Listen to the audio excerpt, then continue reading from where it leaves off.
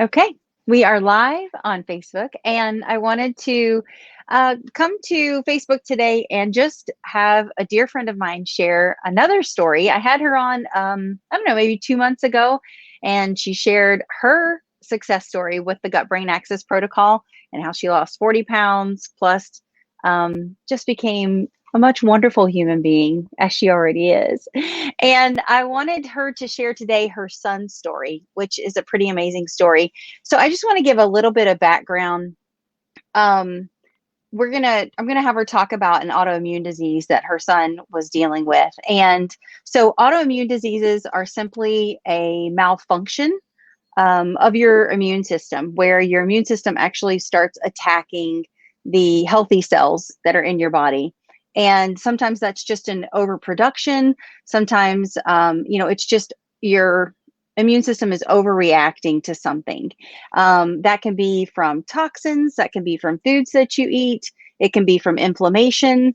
There are different sorts of factors, including your gut microbiome could be out of balance and causing that. So that's what we're going to look at today. If you don't know what an autoimmune disease is, some of the more common ones are like rheumatoid arthritis, lupus, IBD, which is inflammatory bowel disorder. Celiac is actually one, MS, psoriasis. So those are just some kind of more household or common named ones that you may have heard of. So Kaila, I want you to share your son's story, and you're welcome to use his name or not if you want. But let's go back about a year ago. Where were you a year ago with this? Okay, so our oldest is 11 and his name is Bryson. And last year, he was in, honestly, it is more like a 2-year story, but last year at this time, we had just relapsed we had been doing treatments with, he had what was diagnosed as pandas. And so that is an autoimmune that is typically happens after a undiagnosed strep or strep that also maybe is has something else with it. Like maybe we look at it, the time we think that targeted him, he had the flu, but possibly had Mm, strep that went undiagnosed. Um, so at that point, it was a pretty quick notice that we noticed lots of anxiety symptoms, um, tics, ADHD wow. like symptoms, unable to focus. He was very irritable. He went from like this peaceful, and I don't mean peaceful because he is a very wild A boy. boy, but he went from Yeah. inner peace, you could tell that he was inside, Yeah. he was happy, to very, he was coming into our bedrooms at times 30 times a night to check to see if one of us were breathing. He just wouldn't sleep. He couldn't get to sleep. If he got to sleep, he couldn't stay asleep. Um, and I will say for him, night times were much worse, but he developed Mm. different tics in the meantime. So at one point, he was constantly like sniffing and rubbing at his nose. And you would say, Bryson, does your nose itch? Bryson, is your nose feel runny? Like, why are you doing it? And he would be like, I don't know what you're talking about. Right, just He, doing it. yeah, just not noticing. And those were never things he had done before. He became very obsessive over certain things. He picked at a few spots on his arm that really weren't there, and it was continuous. And so we had looked into Mm. many different things. We had gone to the pediatrician, and when it really, really stuck with us was when he had been super excited to go to the beach. He was always a very like, let's go, let's do, loved baseball, and he was playing summer ball. And at one point, he was just like, I don't want to bat anymore. I don't want to bat. I'll just play in the field. I don't want to bat. And at that point, we were like, what is going on? And he was just Oh. suddenly terrified of the baseball. So the same, we were getting ready to go to the beach, and he was like, I don't want to go to the beach. One of us might drown. So it was very, Wow, that's a lot yeah, for a little one. very extreme. And then, so I will say at that time, those symptoms were overpowering his lack of focus, or what most would say as ADHD. And so at that point, we were seeing we were seeing our pediatrician here at home, and then we were referred to a therapist because they told us they believed it was PTSD. Um, Hmm. we lost both of my parents when he was pretty young. They were very involved in his life, 11 months apart. So they were telling us they believed it to be PTSD. Well, we were seeing a therapist, and she was like, "Listen, Mom, he does, I guess, the numbers or whatever they do to test for PTSD." She was like, "He's in that, but that's not it." She was like, "I just don't think that's it." So she asked us to. She was like, "I just want you to look into pandas." Well, we looked into it a few times. But once we had gone to our pediatrician, we were very dismissed. No, that's not it. And then Hmm. we had found somebody who had traveled to Columbus, which is where we take him. And while we were there, he was doing antibiotics, lots of different probiotics. He was using a curcumin, which is often used for inflammation. Right. So he also shows when he would have flares, he would show symptoms in his joints, very red, swollen. Often, like I say, a rash, but it was more like you could see it, not feel it, kind of rash. Hmm. And so when we saw the pediatrician that we see in Columbus, they were instantly like, "This is what we think it is." So there is blood work. A lot of people don't realize that, but there is blood work that tells. There is a titer that they can check in and see. They do go symptom wise, and it his numbers are very high. So Wow. we instantly started things, and he was doing great in the beginning, and then we would have relapse after relapse. And one of the nurses came to me like a mom to mom, and she was like, "I want you to look into this." And so that's when we were looking into the gut brain axis. I have one question. When you say he was doing well and you were having relapses, what were they doing for him at that point? Was it just probiotics or a No, he specific was on probiotic, or was it probiotics. medication or? He was on medication. So he was on antibiotics. He was on high Hmm. doses of probiotics.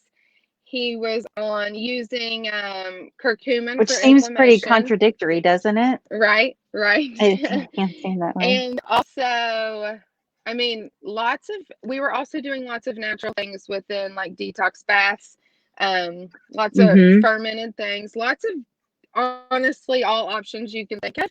And we would Right. see like, oh, we're doing very, very well. And then bam, when it would hit hard.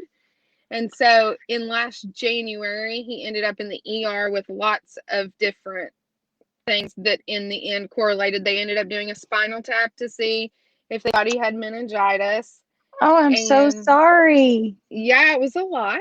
But as we went back, the nurse was kind of at where we go. The nurse was kind of like, "Hey, just from a mom to mom, I want you to look into the gut brain axis and look a little farther into it." And then as we were introduced to the products that we are using, it was within 5 weeks that I was like, "Whoa, this is crazy." And from there, after seeing everything we saw with him, it was, I mean, we were all like, "Oh, I want some of that." Right, right. What So is this? he no longer had tics. There was none of the he can focus. We were doing virtual schooling, now, and Yes. at so it was something that I'm like, yeah, we couldn't have gotten through that. We couldn't have. Would have been no possible way without what we have that he would have been able to sit and focus in front of a computer. Wow. Um, Well, so his let's talk. Yeah, tell me about all of the improvements. Okay, so you said within 5 weeks you saw some improvements, and Yes, now we know that a continuous use of the right natural supplements will continue to bring um, new healings or new yes. things that arise that are great. So, what else have you seen? You notice focus, so like the ADHD. What? Let's talk just a little bit about Um, that. What? he was actually on a stimulant. He was on 30 milligrams of Ritalin at one time, and he has since then been completely weaned off of that. Um, it, I mean, really, he didn't, I mean, he didn't even want to like play. There was no attention to play.